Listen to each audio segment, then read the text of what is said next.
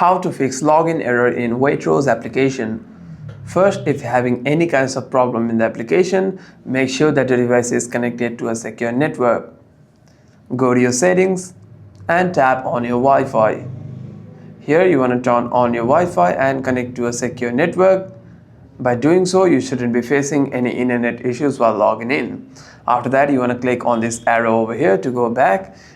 And if you're still facing any problems while logging into your account, you want to simply scroll down and tap on General, go to iPhone Storage, and you want to scroll down and navigate yourself to the Waitrose application. Tap on Show All and tap on Waitrose application over here. Click on Offload App and click on Offload App again. Tap on Reinstall App, and what this does is it deletes the application whilst keeping its documents and data.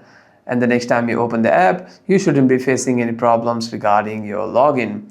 However, if you're still facing any other kinds of problem in the application, you can simply restart your device once and open the app again.